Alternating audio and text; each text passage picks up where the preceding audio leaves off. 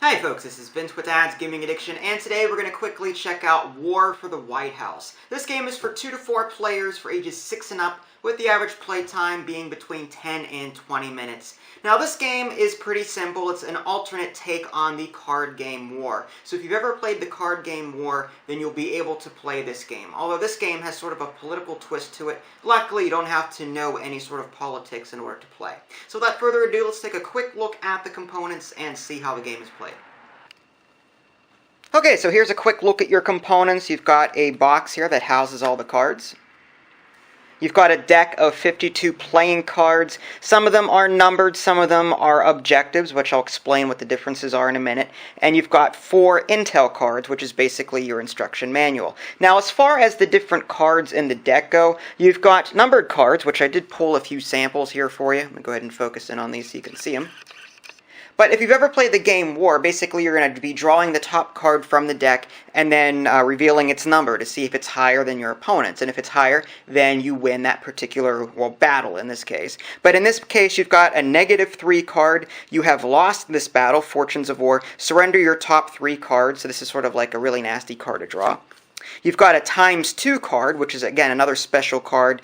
Your mouth is a deadly weapon, mouth-to-mouth combat. ×2 value and effect of the next ordnance card drawn. The ordnance card is basically these numbered cards. So you've got like a 5 here. There's no special ability on this. It'll say something crazy. Not crazy, but just something political like class warfare. There's some other cards in here that are like the war on education, and it's something that's political themed, but again, you don't have to have any knowledge of politics in order to play this. You've got some cards with special abilities. This is another ordnance card. Super Pack, for example. You can capture 2 objectives.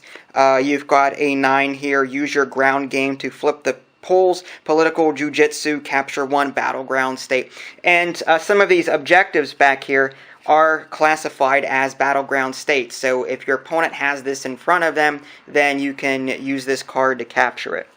Now, as far as what you're going to be doing in this game, you're going to be shuffling up this deck of cards, and you're going to be dealing an equal number to all players, just like you would in War. And your objective here, well, you've got a few different objectives, but if you complete one of those objectives, you win the game. To win the game, you can do one of 3 things. You can capture 5 of these primary objective cards, and it says here for 270 electoral votes. Don't worry about that electoral votes crap. I mean, this is just capture 5 of these cards. There's no mention of electoral votes on these cards at all, so why they have them in the rulebook is beyond me. That's just confusing in my opinion. So just keep in the back of your mind, capturing 5 of these will win you the game. Capturing 5 of these secondary objective cards and 1 of these primary objective cards will also win you the game. And you can also win the game by capturing all of your opponent's card. If you draw a card and your opponent is out of cards, then you automatically win the game. Okay, so that was a rough and dirty overview. Let's go ahead and show you some examples. I have a 2-player game set up. Each player received an equal number of cards, and yes, the objective cards are included in that shuffle. So you've got some numbered cards and some objective cards in each deck, depending on how the shuffle played out. So again, let's go ahead and go over a few examples and see how this works. Each player is going to draw 1 card from the top of their deck. Whoever has the higher number wins that particular, well, I'm going to call it a battle, even though it's not really mentioned as a battle in here. That's what I'm going to call it. So you've got 6 on a 2. The 6 is higher, so these cards go. Now, the manual or these intel cards say that any numbered cards that are 1 will go to the bottom of your deck, but instead of having to do that each and every time someone wins, I'm just going to put them off to the side to create a discard pile of sorts, and then this can become the new deck. Better to play this face up, I suppose. That way, as you're discarding, you can flip this right on over, and then that'll become your new deck. So instead of putting cards onto the bottom of the deck like the manual wants you to, I'm just going to put them up here into a discard pile. I did that with War back in the day when I played with my grandma, so I'm going to do that here. It just makes more sense, instead of having to pick up the deck every time. So here we go, another example for you. Okay, now whenever you draw an objective card, you're going to immediately draw a new card, and whoever has the higher number will win it. Now in this case, the 5 is higher than the 2, so this player over here does win the objective. The objectives are kept face up in front of that player, and again, the numbered cards that are captured simply go into a, again, they're supposed to go on the bottom of the deck face down, but I'm going to create a separate discard pile for that. And then this player already has 1 secondary objective in front of them. Let's go ahead and keep going. 12 and 10. Okay, so we've got 2 cards here. Each one has a special ability. Now, it's not mentioned in the rulebook. It just says here, well, I keep calling it a rulebook, but it's really not. On the Intel page 2, it says only the winning card has any effect in a war. And then on page 3 on the very bottom, only the winning card has any effect in a war. So this particular rule is mentioned twice, but it does not mention anywhere about what happens if there is no war. A war is whenever you draw 2 values that are exactly the same, and that's where the game war gets its name. But in this case, there is no war, so what happens? I emailed the developer, checked with them, and only the winning card has the effect. So this 10, even though it says carpet bombing, capture 1 objective, it does not count because this 12 won out against that 10. So this particular special ability would kick in, capture 3 objectives. So these 2 cards go into a discard pile like this, and this special ability kicks in, capture 3 objectives. There's only 1 over here, so this player ends up capturing that. So let's go ahead and keep going. We've got a 4 and a 4. Okay, so now this will create a war. In that case, players draw again, and then only the winning card will have any effect. Okay, so the 5 is greater than a 3, so this player wins all of these cards. These go into, again, what I'm calling it a discard pile, and that's that. And again, the winner of the game is the player that gets 5 primary objectives, or 5 secondary objectives and 1 primary objective in front of them, or just simply captures all of their opponent's cards. Okay, so there you have it, a very brief look at War for the White House. It's important to stress that I did not cover all of the rules found in the manual. This was just to give you a general overview so that you could see how the game was played. As far as what I thought, some positives and some negatives here. We'll start with the negatives. The box came with a sticker on top that sealed it shut.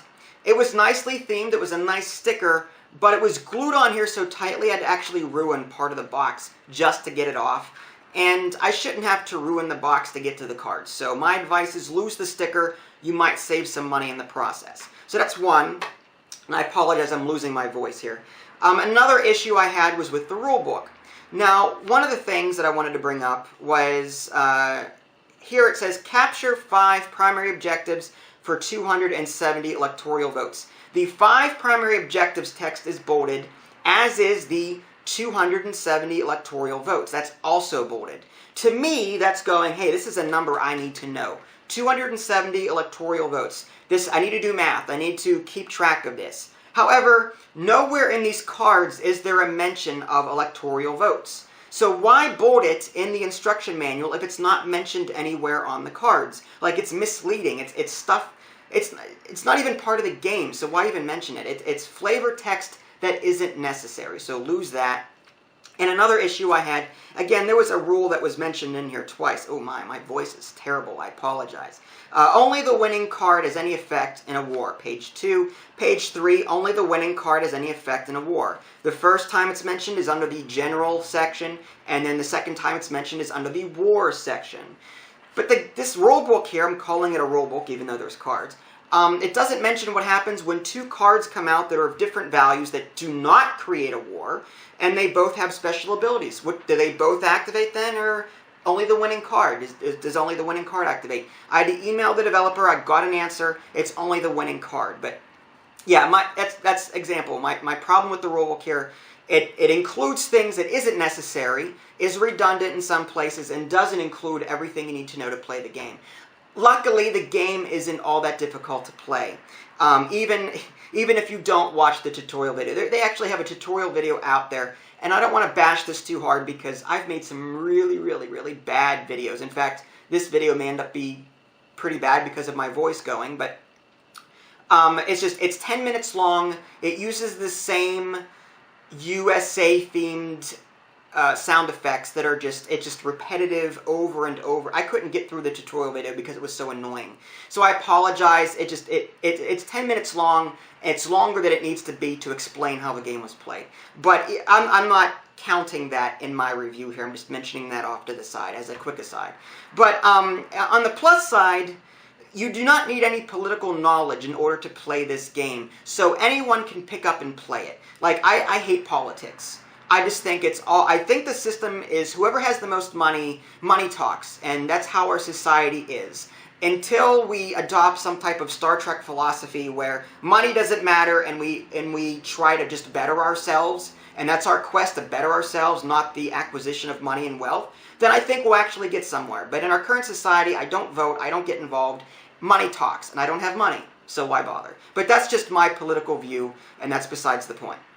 But anyway, you do not need to get involved with politics in order to play. There is some reference in here, class warfare, the war on terror, the war on education, but there's no like stance either way on these cards to encourage the player to think positively or negatively about these issues. They're just mentioned as a reference, that's it. So it's not, this game will not offend anybody politically or personally. It's accessible by everybody.